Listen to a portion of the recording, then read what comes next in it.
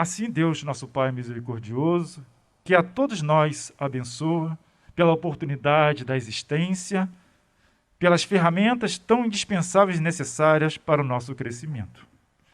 Aqui estamos cada um de nós, utilizando a nossa razão e a nossa vontade e cada vez mais procurando ampliá-la, desenvolvê-las, para que possamos cada vez mais, através do nosso livre-arbítrio, tomarmos boas resoluções, boas direções e cada vez mais com firmeza, com entendimento e compreensão nas leis divinas, caminharmos nessa jornada evolutiva a qual todos nós estamos agora a caminhar. Estejamos nós agora que estamos encarnados nesse plano material e aqueles que estão no plano espiritual, também desenvolvendo, aprimorando, estudando, assim como nós aqui hoje, nessa noite de hoje, o entendimento das leis de Deus e das nossas potencialidades. Assim agradecemos e que possamos dar continuidade a mais uma reunião doutrinária no Centro Espírita Friburguense. Que assim seja. Conosco, então, Rogério. E o tema de hoje, o livre pensador.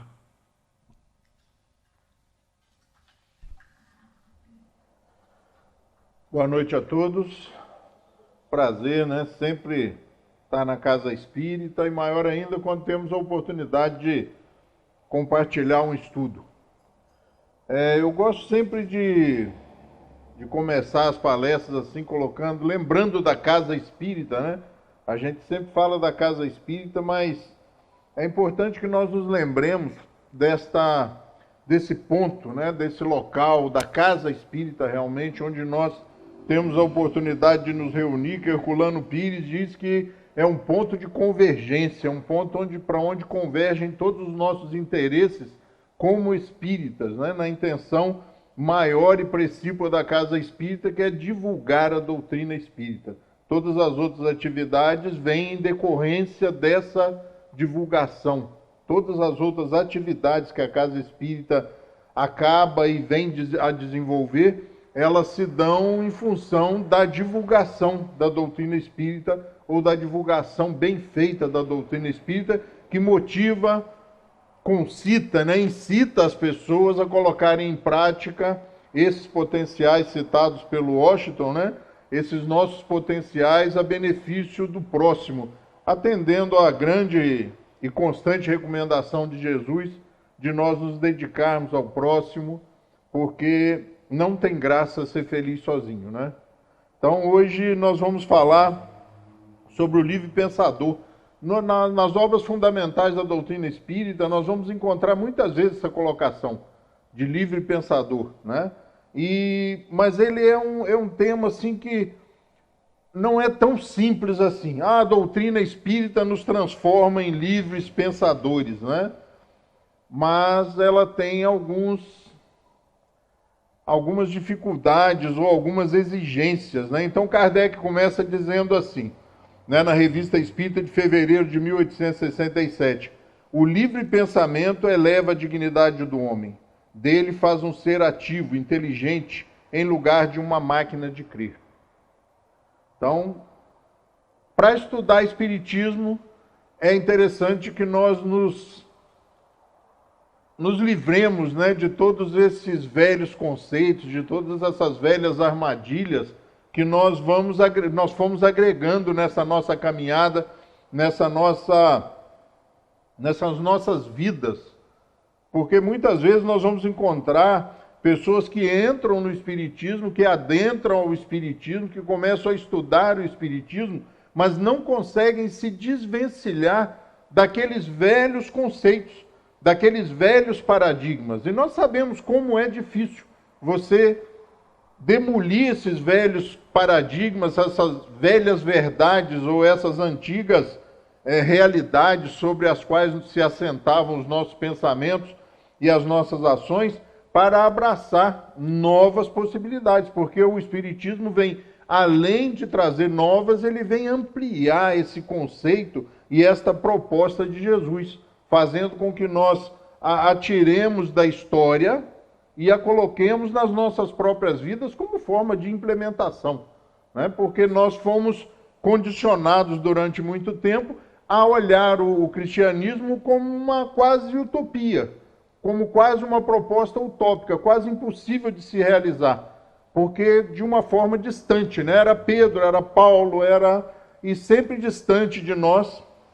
E o Espiritismo faz com que nós comecemos a ver a vida e a proposta cristã de forma diferenciada. E um dos grandes livros para que nós que estamos no Espiritismo e para aqueles que estão entrando há pouco tempo no Espiritismo, é o que é o Espiritismo. Esse livro realmente ele faz com que nós tenhamos uma noção mais ampla, mais exata. A minha última palestra aqui, se eu não me engano, foi sobre isso, né, ou penúltima talvez, porque esse livro ele é muito interessante, porque Kardec faz um resumo. E aí a gente pega um resumo da doutrina espírita feita por Kardec, né? Não por uma junta de pessoas ou por uma outra pessoa, mas Kardec, aquele que criou, aquele que concebeu, aquele que estruturou a doutrina espírita.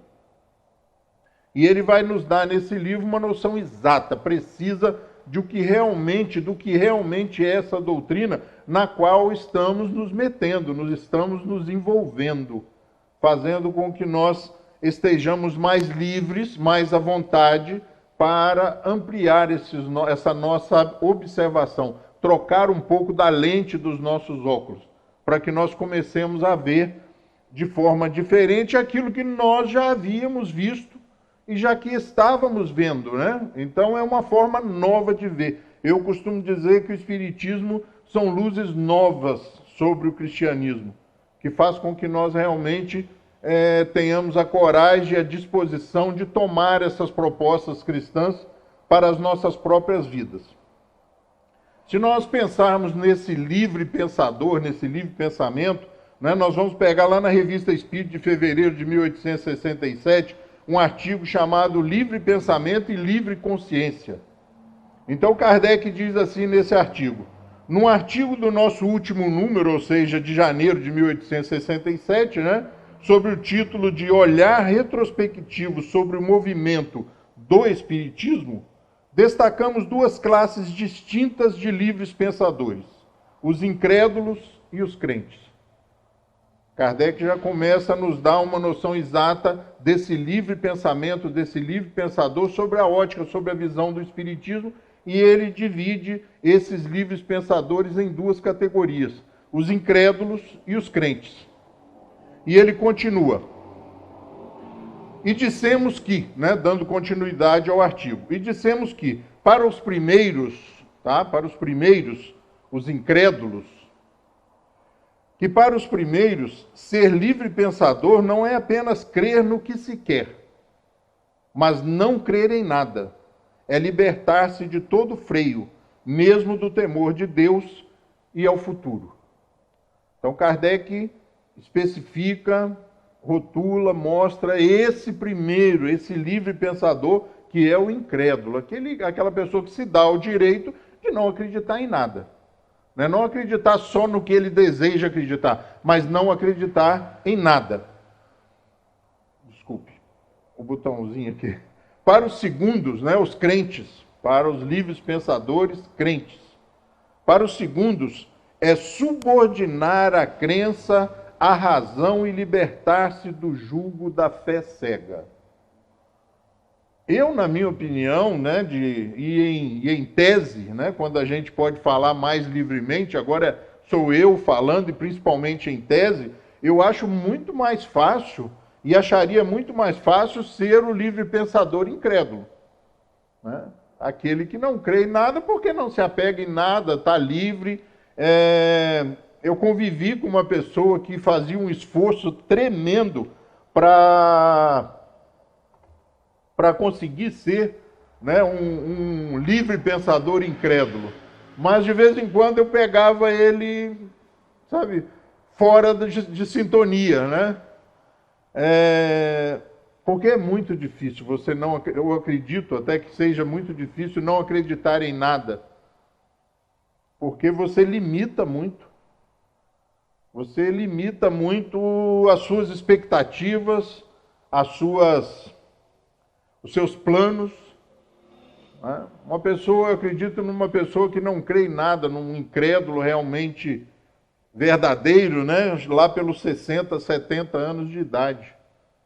Ele desanimou, né? Porque não tem muito mais o que esperar.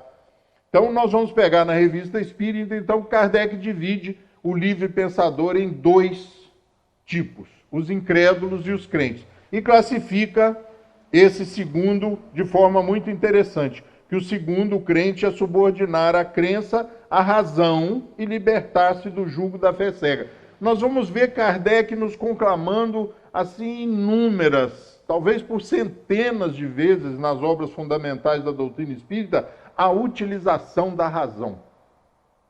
Porque somente a razão vai fazer com que nós não caiamos ou não consigamos deixar que a fé cega, que esse conceito, porque eu ouvi dizer, porque sempre disseram assim, sempre foi assim. Quando nós começamos a utilizar a razão, a coisa muda de figura. E aí Kardec, lá no Evangelho segundo o Espiritismo, ele vai nos dizer assim: a fé necessita de uma base, e essa base é a perfeita compreensão daquilo em que se deve crer. Olha que coisa complicada, gente. Eu vou ler de novo. A fé necessita de uma base, e essa base é a perfeita compreensão daquilo em que se deve crer. Será que a gente crê dentro desses padrões? Será que nós compreendemos ou conseguimos compreender naquilo que nós cremos, sobre aquilo que nós cremos? A nossa crença está fundamentada numa compreensão? Ou nós ainda trazemos e mantemos, né, de forma perseverante, essa fé um pouco nebulosa, um pouco cega? Né? Você ainda, numa palestra aqui outro dia, não me lembro qual foi o orador, que disse de ser temente a Deus, né? Um homem temente a Deus. E a gente vê que essa fé raciocinada, baseada em uma compreensão daquilo que se deve crer ou daquilo que nós cremos, ela destrói essa possibilidade de nós temermos a Deus. Ela começa a nos mostrar por que crer. E o estudo do Espiritismo é interessante. E veja que nós vamos voltar lá na minha primeira fala. A casa espírita tem um papel primordial, que muitas vezes é subvertido, de divulgar a doutrina espírita. Muitas vezes a casa se volta à caridade, à assistência social mesmo, né? Assistência econômica, quando na realidade deveria ser o contrário, como eu disse e afirmei ser o papel da casa espírita. Primeiro você estuda o Espiritismo, o estudo, o entendimento desta proposta cria em nós, ou deveria criar em nós, ou deve criar em nós, uma necessidade de ação. E normalmente o convite funciona ao contrário. Primeiro a ação, depois o estudo, né? Primeiro você chega, o convite é feito para inúmeras atividades e nós acabamos muitas vezes distraídos ou atordoados, né, por estas tantas propostas de atividade, permanecemos na superfície do Espiritismo. Não adentramos realmente no conhecimento dessa doutrina que deveria aí sim nos fazer trabalhadores, nos fazer intérpretes dessa vontade divina, dispostos a colocar em prática esses nossos potenciais. E nós vamos encontrar várias colocações de Kardec, de novo na Revista Espírita de fevereiro de 1867, ele diz assim: todo homem que não se guia pela fé cega é, por isso mesmo, livre pensador. Opa, então todos aqueles que não se guiam pela fé cega, aquela fé que você crê, porque os pais tinham a mesma crença, né? Eu, por exemplo, se você me perguntasse lá até os 20 e poucos anos, você é o quê? Católico.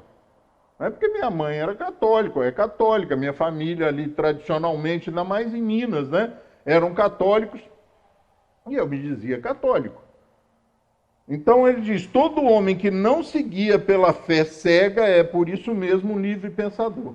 Todo que utiliza a razão, todo que busca o porquê crê. Por que eu vou acreditar nisso?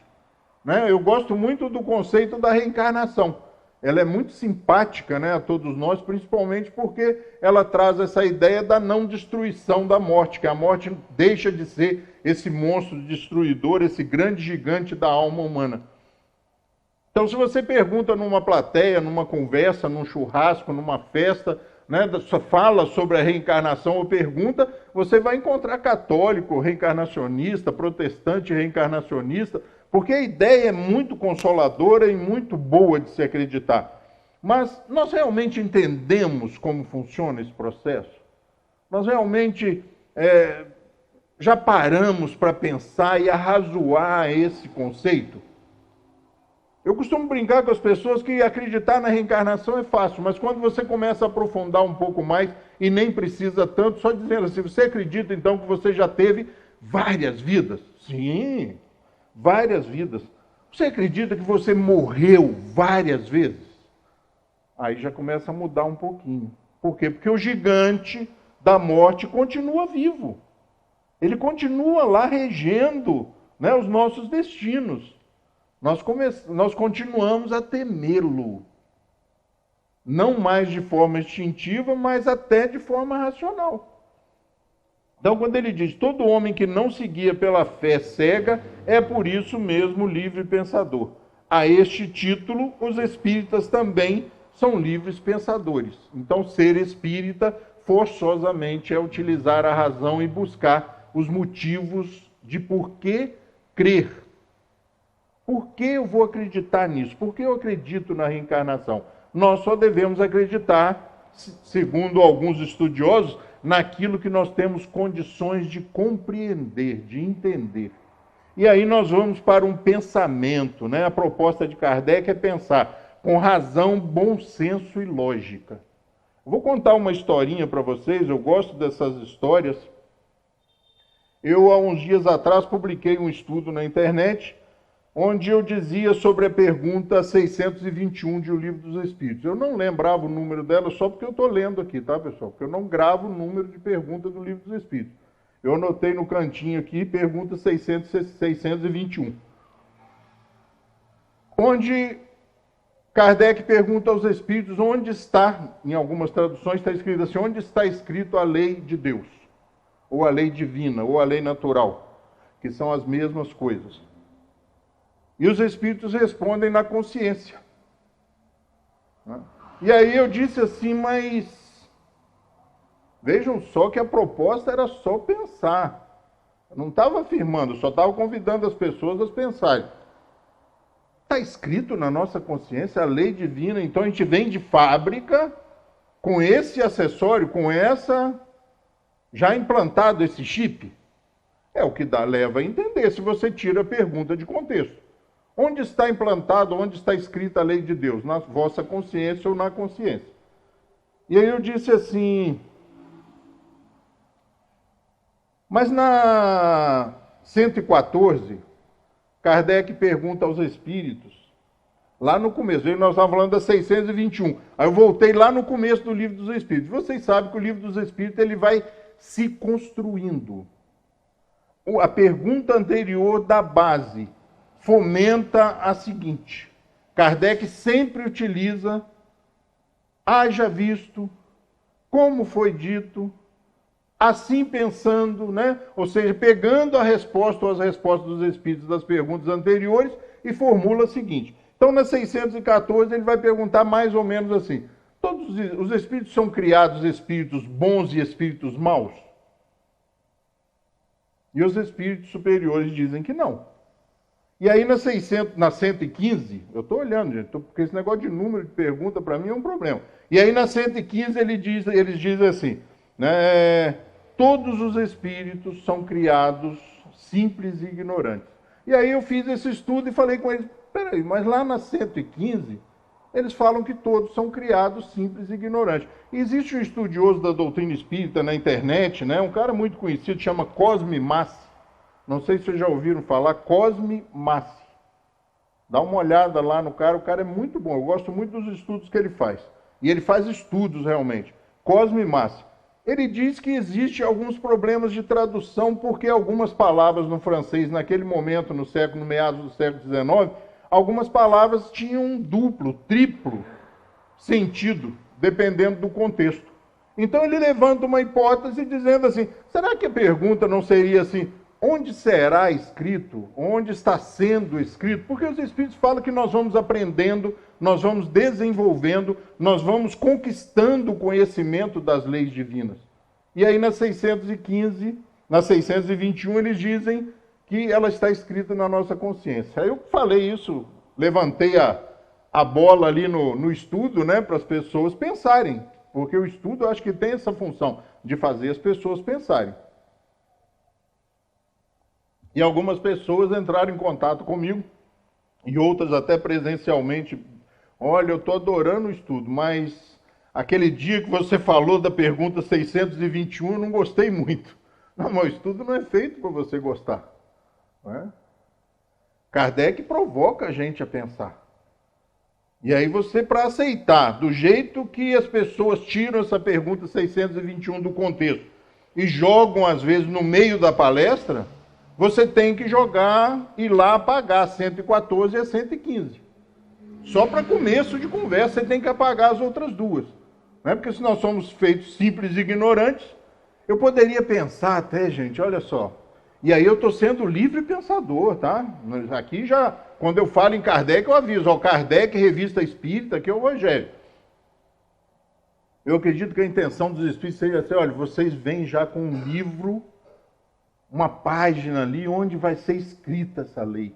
Conforme você vai progredindo, você vai aprendendo, você vai absorvendo, você vai incorporando, vai implementando essa lei e vai até o ponto de estar uníssono, acorde com a lei divina, com a lei universal. Até porque a visão total do Espiritismo nos leva a crer nisso. Mas as pessoas me contestaram por pensar, não por afirmar alguma coisa, Sueli, mas só por pensar. Né? Então a gente fica pensando assim, né?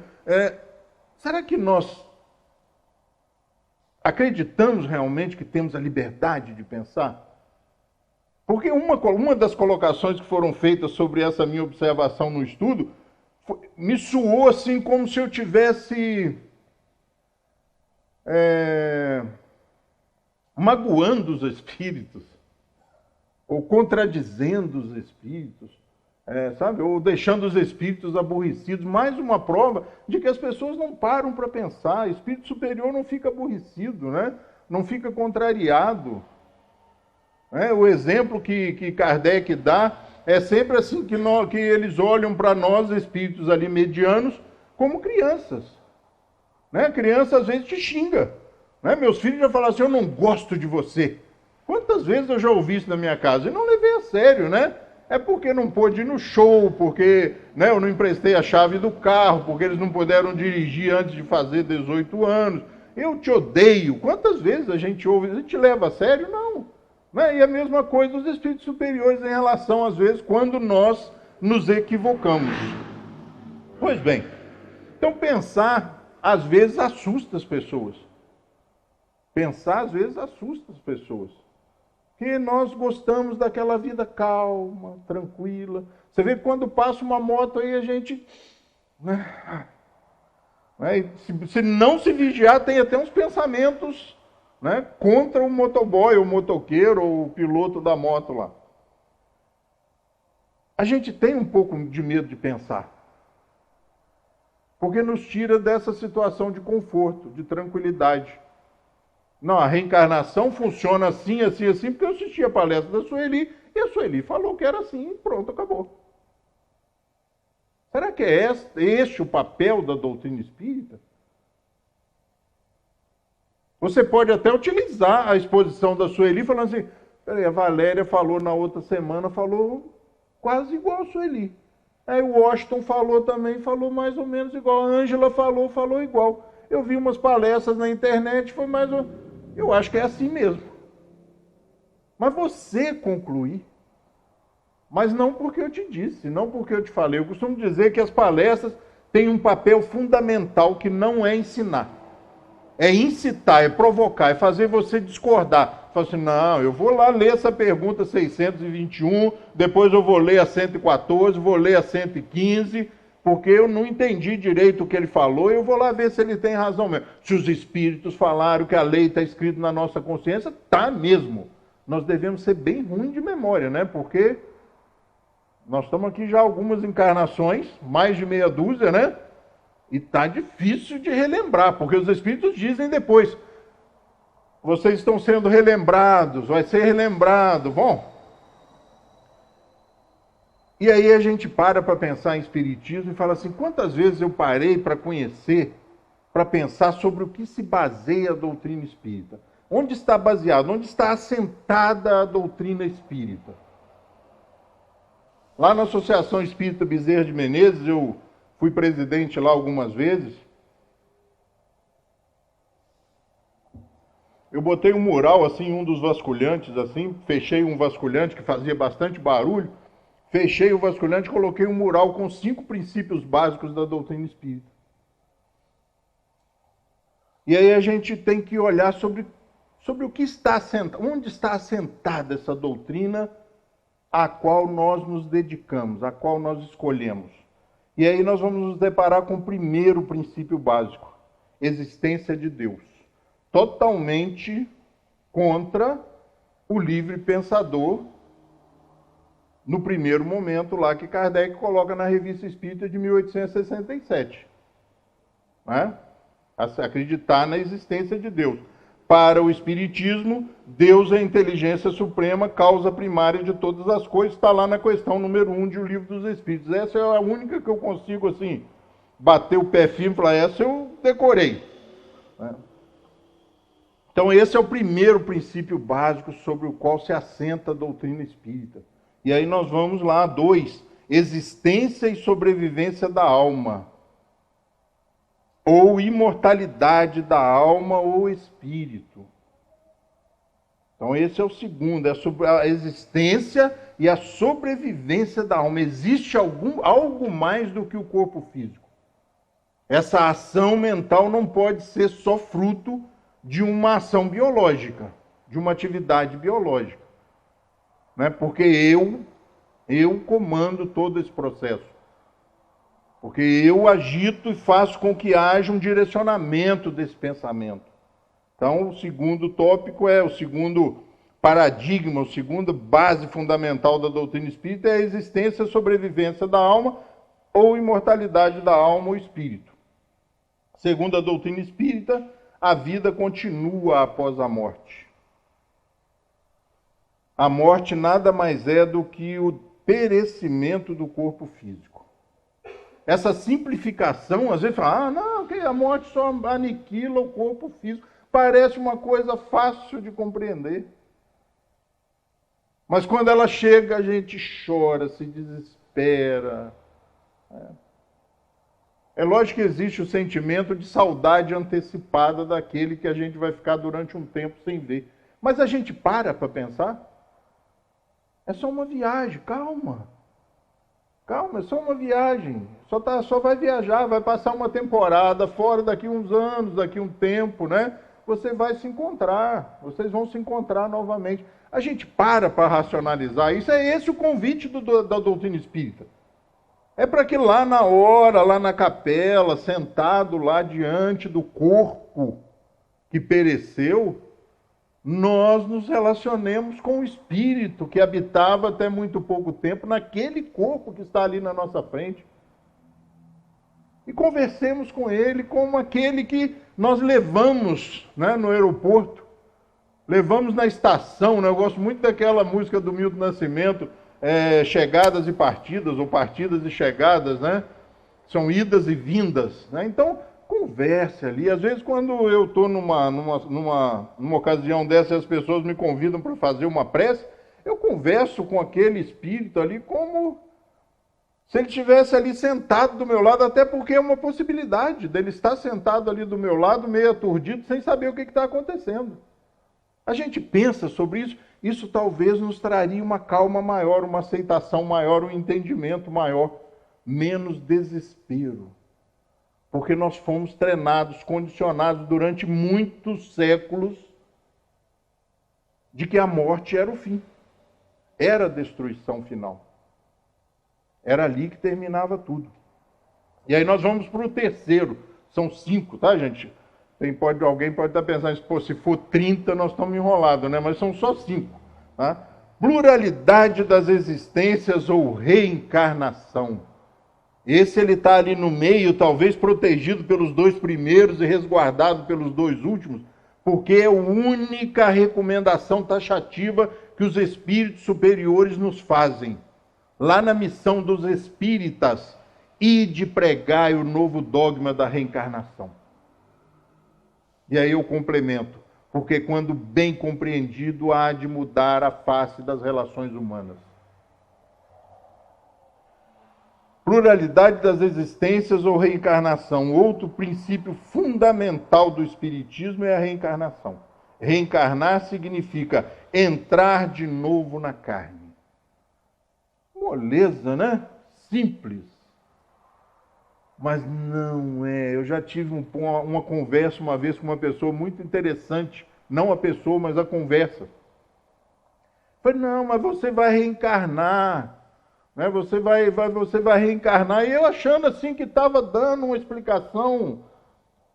Tá, mas e o corpo? O corpo não foi destruído? Vejam como a gente tem intrincado, né? Que nós somos o corpo. Meu corpo não foi destruído, como é que eu vou reencarnar se o corpo foi destruído? E aí você fala assim, então vou parar a conversa, eu vou te dar aqui o que é o Espiritismo, você leva o livro. Porque não tem jeito, né? Olha, você vai ficar como espírito, sem corpo físico. Um casal afim, né? Ligado a você por alguma circunstância, né? Vão se encontrar, vão se casar, você vai ser concebido biologicamente, seu espírito que estava lá na erraticidade, que estava num outro processo, vai se ligar no momento da concepção, você vai ter um novo... Mas não serei eu. A resposta dele foi essa. Nós estávamos indo para Rio das Ostras, então tinha bastante tempo para conversar. Eu falei, não, mas não vou ser eu. Não, deixa eu falar. Mas a conversa foi até Rio das Ostras, mas surtiu o mínimo efeito possível, talvez pela minha pouca capacidade de explicação. E aí nós vamos para o quarto, né? Comunicabilidade dos espíritos ou mediunidade. Esse também é um tema que a gente às vezes se esquece. A gente fala, os espíritos superiores responderam para Kardec como? Através da mediunidade. E Kardec nem tinha essa mediunidade ostensiva. Ele dava até trabalho para os espíritos, né? Teve só uma historinha, essas histórias são legais. Um dia lá ele resolve fazer um serão, acabou o trabalho, mediúnico, tudo certo, aí ele resolveu fazer um serão. Falou, hoje eu estou sem sono, vou fazer um serão. E aí começou, batida na parede, arrastando no assoalho, e barulho. Falei, não é possível, cadê os espíritos superiores? Eu estou fazendo um trabalho aqui, eu estou escrevendo no livro dos espíritos, talvez, né? E o barulho. Falei, então tá bom. Parou, foi dormir. No outro dia, ele, curioso, livre, pensador, não ficou por isso a questão. Se é comigo, eu durmo no outro dia, vou trabalhar, acabou. Ele levantou, foi lá, buscou um médico e falou, senta aqui. Que negócio é esse? Que eu estou trabalhando e vocês permitem que uma zoeira dessa, uma barulhada me perturbou, que eu tive que parar o trabalho. Não é que você estava indo por um caminho que depois ia ter que revisar tudo. Por isso que a gente pediu ajuda a alguns espíritos, né? Não tão evoluídos, porque para esses efeitos é necessário espíritos um pouco mais materializados, ou menos sutilizados, ou menos evoluídos. Os espíritos superiores pediram uns ajudantes deles lá, falou, vai lá, não deixa não continuar não, porque senão ele vai ter que fazer tudo de novo. Porque ele está indo por um caminho errado hoje. Hoje o negócio não está legal. Então, a mediunidade, ela às vezes assusta. Porque você acha muito tranquilo. Os espíritos superiores responderam a Kardec, aqui tem reunião mediúnica, né? Os espíritos se manifestam através do médium, mas quando a gente fala em espírito, Deus me livre. Eu acredito, mas não quero ver. Não quero ver. O problema é que a gente vai desencarnar também, né? O problema é que a gente vai morrer, desencarnar, passar dessa para melhor. E se a gente quiser comunicar e a família fala, Deus me livre. Aqui não. Já pensou você chegando em casa desencarnado, né? Aqui não. Fez um barulho ali, deve ser aquele gordinho. Vamos fazer uma prece para ele ir embora. Já pensou a família fazendo uma prece para você ir embora da sua casa? Com medo de você, né? Então essa comunicabilidade dos espíritos, ou chamada mediunidade, é bom a gente, sabe, pensar de forma tranquila. Se o cara estava aqui até semana passada, ele morreu, ficou mal, vai fazer mal para a gente? A comunicação entre o mundo físico e o espiritual é um dos princípios essenciais da doutrina espírita, até porque foi sobre esse ponto que ela foi construída, né? Essa interlocução é possível pelo fenômeno da mediunidade. E aí os espíritos dizem também, em algum momento lá das obras fundamentais, que todos nós somos, em algum nível, médiuns. E a gente tem uma intuição, a gente acha que não deva ir, né? A gente, de vez em quando, cisma com alguma coisa, acorda com pensamentos diferentes daqueles que nós tínhamos certeza serem os corretos na noite anterior. Amanhã eu vou lá, vou falar para ele tudo o que ele tem que ouvir, e planeje, perde 2, 3 horas de sono planejando o discurso e vai dormir. No outro dia de manhã acorda, não vou lá não, deixa para lá. Será o que aconteceu durante a noite? Comunicações, intercâmbio, né? Nossos amigos espirituais, nossos avós, nossa mãe, nosso pai, como acontece aqui com nós encarnados, né? Nos esperam, falam, não, meu filho, depois que você desprende parcialmente do corpo físico, que a gente se aventura todos os dias nessa quase morte, nessa semi-morte, meu filho, não faça isso, você vai lá fazer o quê? Olha só, você nem razão não tem, tá? E dá aquele sabão que normalmente a gente leva, até aqui dos encarnados, de vez em quando a gente leva um apertão, e a gente acorda de manhã todo bobinho e fala assim, não vou lá não. Deixa para lá. Como eu sou bom, né? Como eu sou bom, olha, mudei de ideia. Esse intercâmbio acontece o tempo todo, o tempo todo. E aí o último, que é o que mais me preocupa, gente. Os outros 4 eu passo tranquilamente. Agora esse me preocupa. É até difícil de falar para começar, né? Pluralidade dos mundos habitados. A Terra não é o único lugar que pode ser habitado. Há diversos mundos inferiores e superiores que podem servir de moradas para os espíritos. Pluralidade dos mundos habitados. E aí eu digo sempre, né, em tom de brincadeira, que a pessoa vem pela primeira vez, como hoje, por exemplo, pode ter alguém aqui que está vindo numa casa espírita pela primeira vez na vida, ou nessa vida. Já estou aproveitando para incorporar o conceito lá da reencarnação, né? E aí ouve eu dizer que tem vida em todos os planetas. Eu vou ampliar isso aqui, porque os espíritos dizem que Deus não cria nada inútil, que há vida em todos os planetas. Falei que esses caras são doidos? A Hubble já foi não sei aonde, a nave de não sei quem não foi aonde. Tem vida nada, é só poeira e frio, um calor que não tem como viver. Mas quem disse que é essa vida que existe lá? O problema todo da doutrina espírita, quando ela fica meio absurda, é que a gente tira do contexto. Porque se você for lá estudar, né, você vai perceber que a vida é formada em cada planeta de acordo com as condições daquele planeta, com o material disponível daquele planeta, para suportar as intempéries e condições daquele planeta. E outra coisa, tem vida em tudo quanto é lugar, né? Tem nada. E quando o orador fala que esses lugares vazios aí talvez não estejam vazios, estejam cheios de espíritos assistindo a palestra? Tem vida. Tem vida. Eu um dia estava lá no Bezerra e ia sair para ir numa reunião do antigo 8º Conselho Regional Espírita. E aí a pessoa que estava lá acompanhando o orador daquele dia ia também porque era dirigente de uma outra casa espírita, sabia que eu estaria lá e falou, eu vou assistir um pouquinho da palestra, quando você sair eu vou de carona com você. E eu falei para ela assim, vamos, porque senão não vamos chegar atrasado na reunião. E saímos. E ela saiu, eu saí, sabe? Porque eu saio mesmo, né? E ela saiu, devagarzinho, acho, e o relógio andando. E ela olhava para trás, saiu, chegou no corredor ali do bezerro, olhou para trás de novo. Chegou na porta, eu já lá na calçada, ela parou, olhou. Falei, vamos. Falei, meu filho, se você pudesse ver isso aqui, isso está repleto de gente. Aqui está indo até lá. Lá até lá. E na frente do bezerro tem um rio, né? Então ela estava vendo que estava indo lá, de pessoas, Sueli, assistindo a palestra. Arrepiou? Eu estou todo arrepiado, né?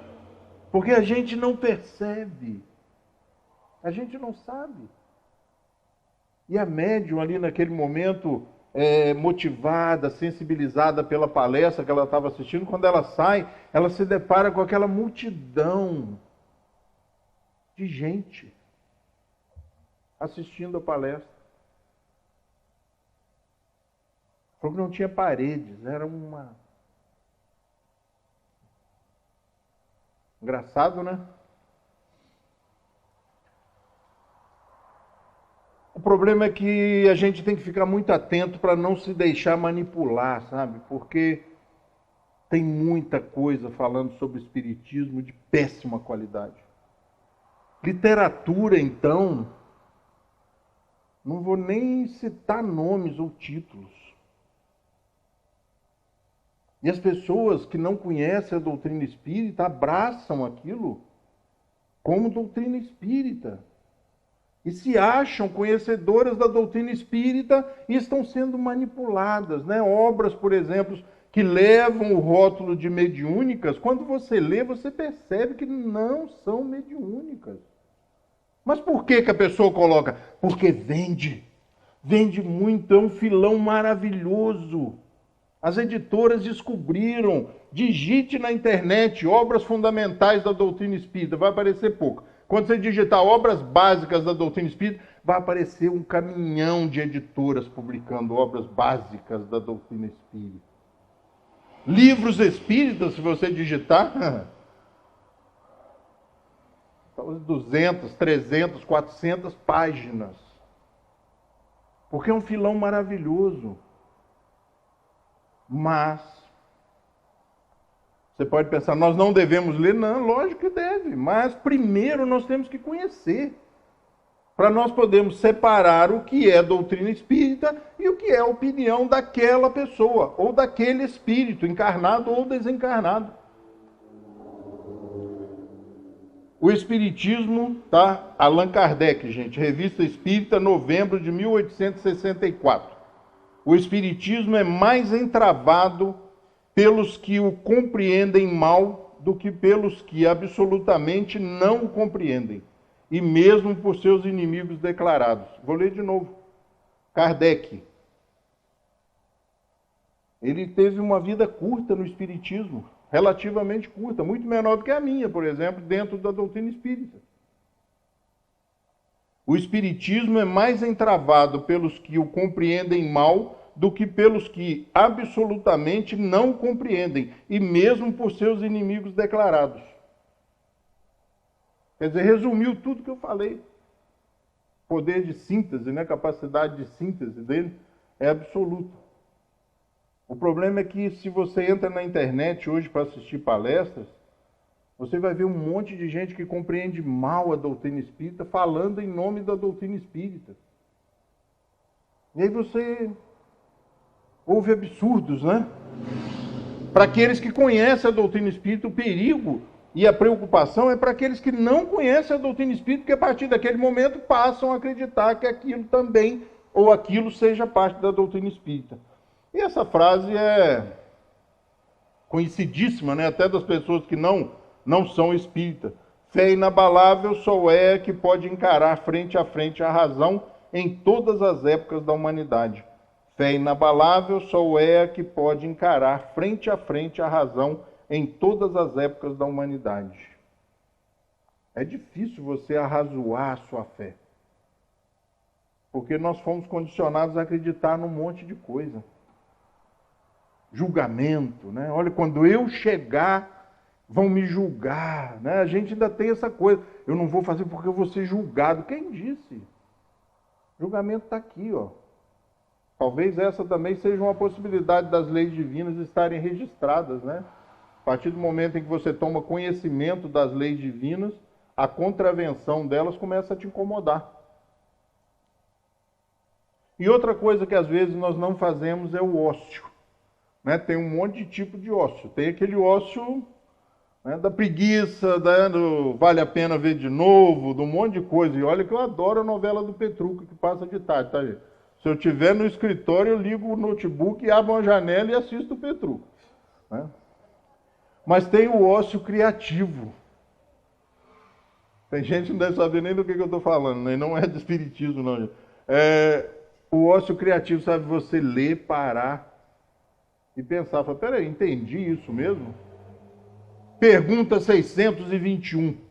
Onde está escrito a lei divina? Na consciência. Peraí. Mas lá atrás eles estão falando que nós vamos ter que aprender, que gradativamente nós vamos aprendendo. Esse ócio de parar e pensar, digerir o que a gente está lendo. Esse ano eu li 20 livros espíritas.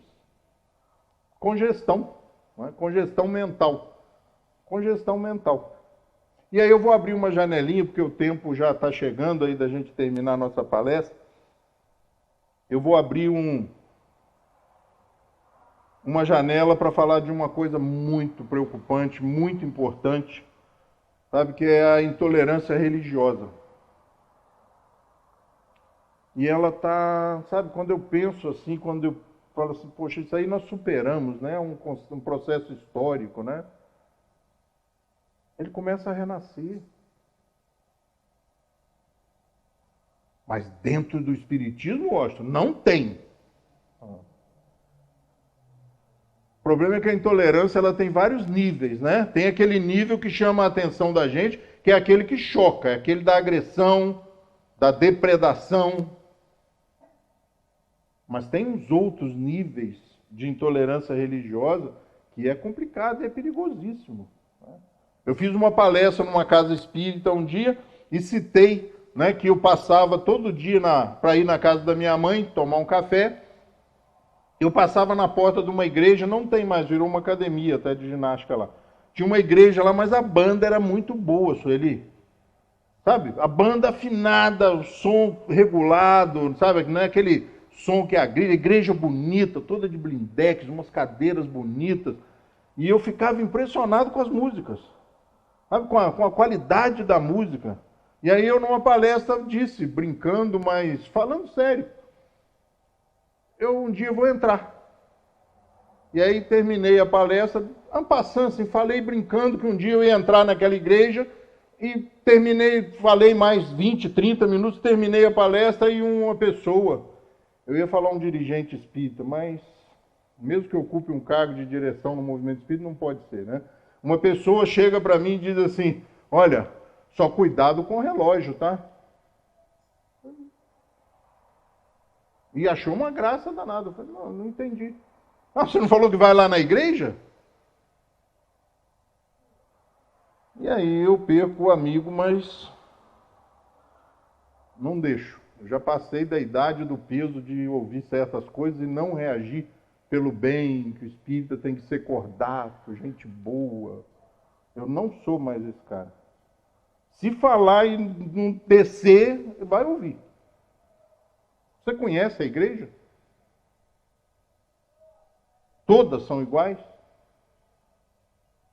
Você acha que todos aqueles médicos, engenheiros, comerciantes, empresários que frequentam as igrejas reformadas são retardados?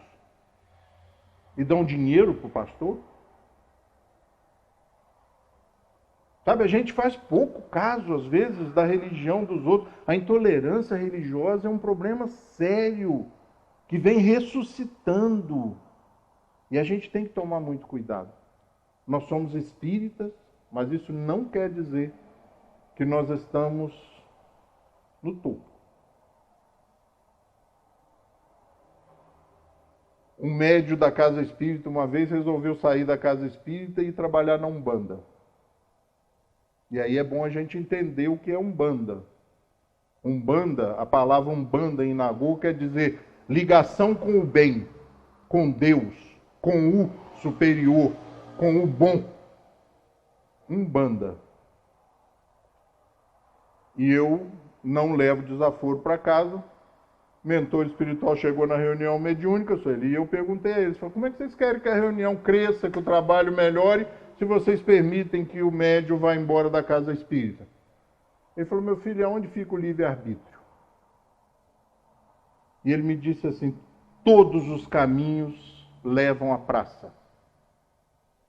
Cada um vai por onde quer. Quem sabe esse médium precisa estar lá durante um tempo. E quem sabe daqui a um tempo, aquela casa te devolve esse médium um pouco mais qualificado e um pouco mais burilado para o trabalho na mesa espírita. Isso é espiritismo, sabe? E a gente vai aprendendo. Umbanda, ligação com o bem. Diferente de quimbanda, diferente de candomblé. A gente tem que saber o que é isso, até para não pensar equivocadamente. E tem que entrar na igreja, como eu falei, brinquei que ia entrar, porque se você não conhece a igreja, você começa a achar que todo mundo que está lá. Né?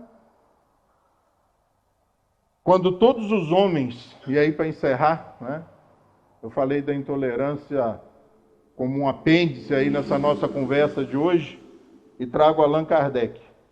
Quando todos os homens estiverem convencidos de que Deus é o mesmo para todos, de que esse Deus, soberanamente justo e bom, nada de injusto pode querer, que não dele, porém dos homens, vem o mal, todos se considerarão filhos do mesmo Pai e se estenderão as mãos uns aos outros. Allan Kardec.